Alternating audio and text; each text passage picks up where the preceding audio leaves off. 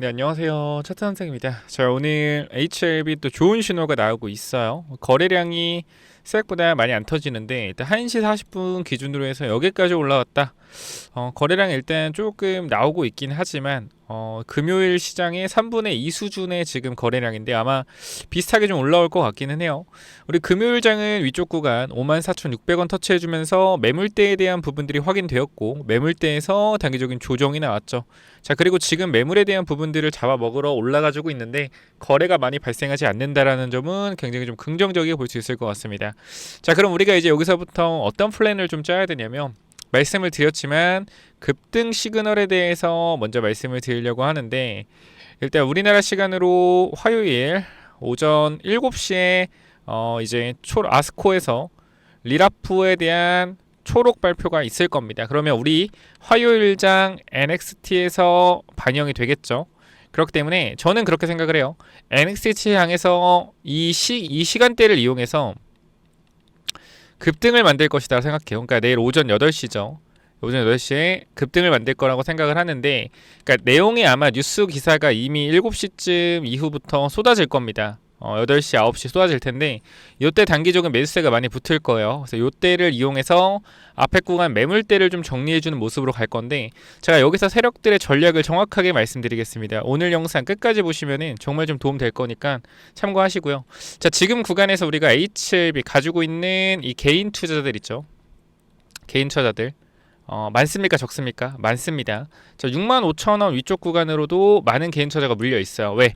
과거에 CRL2, CRL을 두 번째 CRL 받기 전에 많은 사람들이 물려 있는 가격대가 또 67,000원에서 어디입니까? 위쪽 구간 한 85,000원대죠. 여기 많은 사람들이 물려 있단 말이죠. 근데 이 사람들이 결과적으로 물을 탄 사람도 있겠지만 물을 안 탄 사람도 있어요. 그래서 이 67,000원, 66,000원 위쪽 구간에 많은 사람들의 매물이 쌓여 있을 거란 말입니다. 자, 그러면 우리가 여기서 집중을 해야 되는 건 뭐냐? 자, 이때가 언제죠, 여러분들? 바로 2025년도 3월입니다. 그럼 지금 2026년 1월 기준으로 10개월이 지났죠. 10개월 정도가 지났는데 이 10개월이 지난 현재의 시점에서 자, 우리가 한번 고민을 해봅시다. 10개월이 지난 현재 시점에서 우리가 지금 이제 67,000원 위에 물려있는 사람들, 그냥 쉽게 얘기해서 65,000원이라고 하죠. 65,000원에 물려있는 사람들이 어떤 생각을 하겠습니까? 물론 지금 여기까지 주가가 올라왔으니까 기대를 하는 사람도 있겠지만 본전 오면은 매도해야지라고 생각하는 사람도 있을 거예요. 두 가지 부류겠죠. 자, 근데 여기서 세력들의 목적은 뭐냐면 신규 개인 투자자 유치입니다.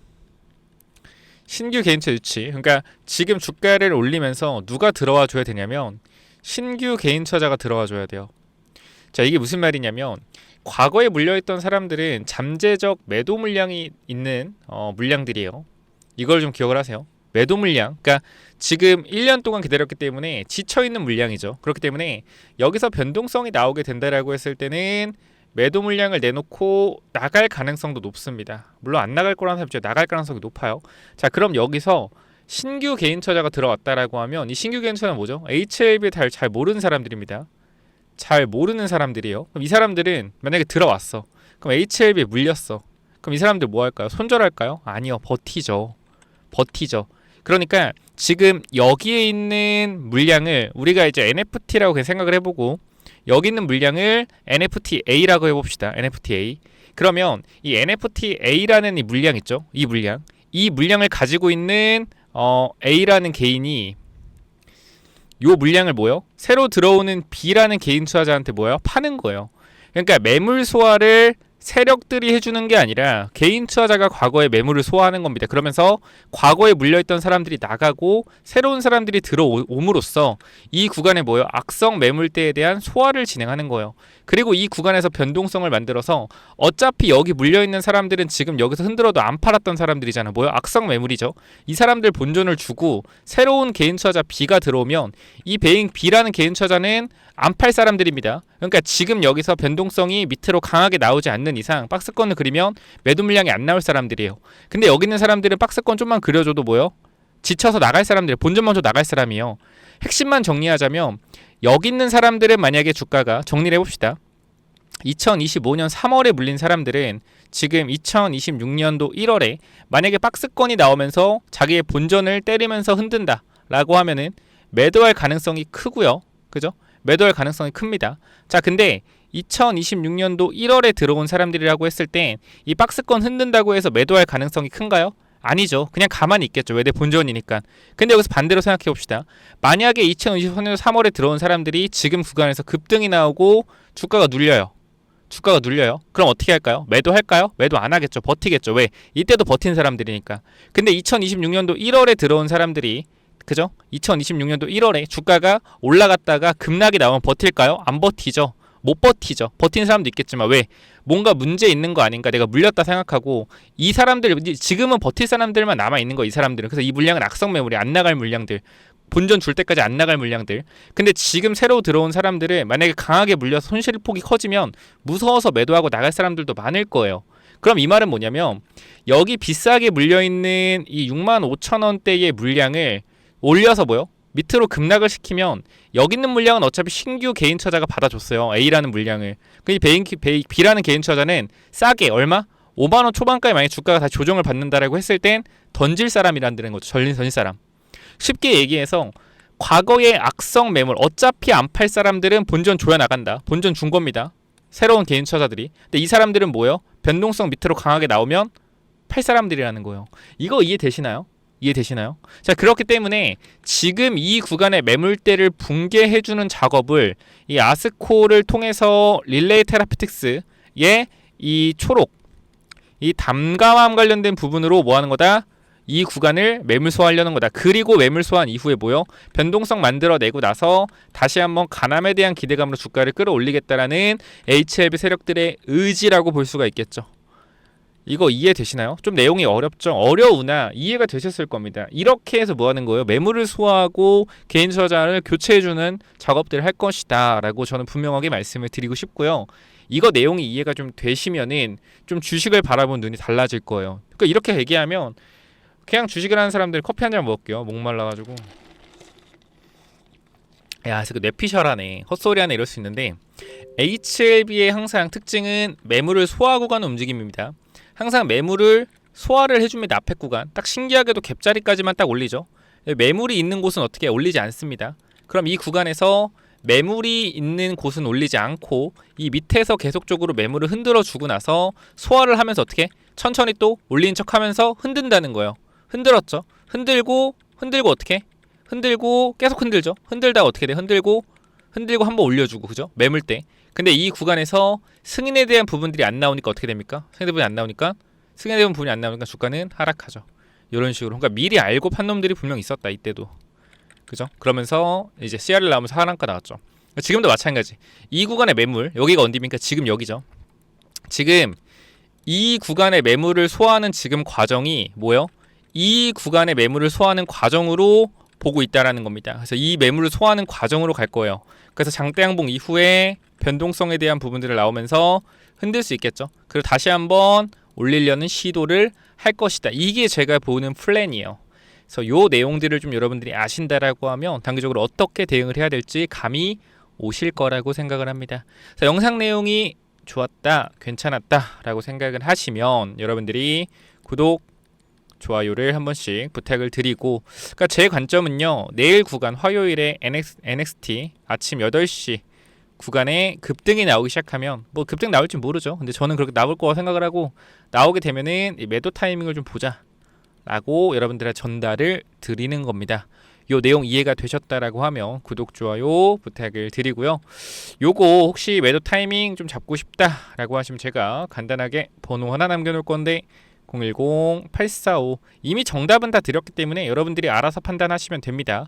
그러나 좀 그래 도움을 받고 싶다라고 하시면 HLB라고 남겨주시면 제가 도움에 대한 부분들은 전달 드리도록 할 테니까. 자, 몇 번이요? 010-845 9501 이쪽으로 HLB라고만 남겨주시면 전달 드리도록 할게요. 아시겠죠? 자, 여기까지 하고 마무리하도록 하고요. 내일 구간 오전 7시에 발표가 되는 만큼 급등에 대한 부분들이 만들어질 수 있겠으나 뭐 해야 된다? 매물에 대한 매물대가 분명히 존재를 하기 때문에 조심해야 된다라는 거 다시 한번 전달을 드립니다. 일단 첫 번째 걸리는 구간은 5.85 구간이고 오버슈팅 나왔을 때 6만원 중반까지 보고 있으니까 요 강한 상승 혹시나 나와준다라고 하면 대응에 대한 관점 잡아보자라는 거 다시 한번 전달드리면서 같이 대응하실 분들은 HLB 남겨주시고요. 그 다음에 오늘 구간 보시면 알겠지만 바이오 종목들이 조금 다시 올라오고 있는 모습들이 보여지고 있습니다. 그렇기 때문에 제가 말씀드렸던 이 바이오 종목도 여러분들이 반드시 확인을 좀 해보시면 좋을 것 같고, 이 바이오 히든 종목 내가 조금 알아가고 싶다라고 하시면 요거까지 한번 확인해 보시기 바래요. 그래서 이 바이오 히든 종목은 또 뭐냐면은, 자 여러분, 이 바이오 히든 종목이 뭐냐면요, 제가 에이벨 바이오 2만원 3만원 때부터 여러분들한테 계속적으로 말씀드렸던 게 뭐죠? 시가총액 1조 이상의 종목들을 봐야 된다라고 계속 말씀드렸고, 그 당시 에이벨 바이오 시가총액이 1조 정도 됐습니다. 1조 좀 넘었었는데, 우리가 왜 시가총액 1조를 넘는 바이오를 사야 되냐? 간단합니다. 위험하기 때문이요. 바이오 종목은요 항상 위험이 도사리고 있습니다. 그죠? 이 임상 실패에 대한 위험, 그죠? 그리고 언제든지 회사가 굉장히 이 재무적으로 위험할 수 있다는 위험이 있는데, 이 시가총액이 1조가 되는 회사들은요 애초에 누구요? 기관 투자자한테 검증을 받은 회사들입니다. 그렇기 때문에 제가 계속적으로 시가총액 1조, 적어도 7천억 정도에서 1조 정도의 회사를 계속적으로 보라고 말씀드리는 게, 최대한 뭐요? 안전한, 바이오 종목에 안전한 건 없지만 그나마 안전한 종목들 위주로 말씀을 드리는 거예요. 그래서 우리가 에이벨 바이오 흐름을 잠깐만 좀 보면, 자 우리가 눌림목 나오고 나서 이때 GSK와 4조의 기술 이전 나왔죠. 그죠? 그러니까 우리가 요걸 좀 이렇게 보여드리면, 요거부터 보여드릴게요.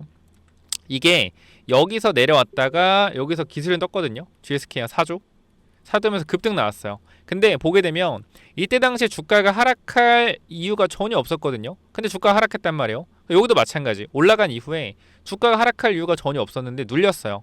이 당시에 에이비엘 바이오 시가총액이 얼마였다? 거의 1조 5천억 정도였다라는 거예요. 그럼 이 당시 마찬가지 주가가 계속적으로 우상향하는 흐름에서 조정마다 만약에 모아갔다라고 하면 엄청난 상승에 대한 탄력을 여러분들이 가져갈 수 있었겠죠. 그죠? 이상승과 이상승. 이때도 마찬가지. 계속해서 눌림목 구간이 나왔단 말이에요. 우리가 매집한. 그래서 이 19만 원까지의 엄청난 상승이 나왔는데, 에이비엘 바이오가, 우리가 이 종목 잠깐 볼게요. 자, 이 히든 종목 보게 되면, 자, 이 기업도 계속적으로 주가가 우상향하고 있죠. 우상향하고 있는 사이에서 한 번 더 흔들기가 나왔어요. 근데 얘 같은 경우는 올라가는 상황에서 흔들기가 나오지 않고 그대로 올라가고 있단 말이에요. 그럼 우리가 이거에 대해서 추격 매수를 해도 되냐라고 했을 때, 추격 매수하면 일단 안 되겠죠. 추격 매수하면 안 된다. 자, 근데 제가 이 종목을 왜 갖고 왔냐? 현 구간에서 추격 매수로 한 번에 들어가는 게 아니라 분할로 끊어 들어가자라는 거예요. 결과적으로 우리가 이 종목을 알고 있다라고 했을 때 눌림목 구간이 나오면 뭐 할 수 있어요? 매집할 수 있겠죠. 그죠? 종목을 알고 있으니까. 그리고 혹여나 지금 구간에서 매수하고 싶다라고 해서 바로 한 번에 들어가는 게 아니라 분할로 또 끊어 들어갈 수 있겠죠. 그래서 저는 일단 금리가 인하되면 바이오 종목이 계속적으로 올라갈 거라고 생각을 해요. 그렇기 때문에 이 부분 때문에 여러분들이 이 코스닥을 끌어올릴 수 있는 종목은 지금 구간에 바이오밖에 없다. 2차전지 있지 않냐? 2차전지는 매물이 많죠. 제가 이 얘기를 1년 전부터 말씀드렸고, 바이오 종목 정말 많이 올라가고 있어요. 그렇기 때문에 이 히든 종목 꼭 확인하셔서 받아가시고, 자, 이 종목 같은 경우 봐봐요. 우리가 지금 라이센스 아웃에 대한 부분들을 확인할 수가 있는데, 어떻게 돼 있어요? 라이센스 아웃 2번이나 진행했죠. 2번 진행했고, 요 규모 자체가 얼마예요, 여러분들? 2개 해서 1조입니다. 1조. 그러니까 우리나라 대기업과 FDA 임상에 성공한 대기업과 공동 개발 활동을 진행 중이에요. 그리고 여기 보시게 되면, 자, 조 단위의 라이센스 아웃을 보유하고 있고요. 시가총액도 굉장히 높습니다. 자, 보게 되면은 우리가 지금 임상 진행 중이고요. 1비상 진행 중입니다. 이거에 대한 결과가 3개월 안쪽으로 나올 것 같아요. 그리고 이 자가면역 질환 치료제거든요. 얘네가 하는 게 보시게 되면 자가면역 질환이요. 이게 뭐가 있냐면 한올바이오파마 있죠. 이게 좋은 게 확장성이 높아져요. 확장성. 그러니까 자가면역 질환 이 시장 규모만 몇십 조거든요. 근데 여기서 이제 2, 3조의 규모로 약물을 이제 진행을 하고 있는 건데, 이거 말고도 예를 들어 갑상선 말고도 또 다른 쪽으로 적응증을 늘려갈 수 있는 확장성이 커요. 확장성이 크다라는 건 그만큼 라이센스 아웃에 대한 기대감이 더 커진다는 거죠. 그래서 이러한 종목을 여러분들이 잡아 가셔야 된다. 그래서 이 바이오 히든 종목 여러분들이 원하신다라고 하면 제가 위쪽에 번호 남겨놨죠. 몇 번이요? 010-845-9501 이쪽으로 바이오 라고 세 글자만 남겨놓으시면 제가 선착순으로 전달 드릴 거니까 꼭 받아가시기 바랍니다. 여기까지 하고 마무리할게요. 감사합니다.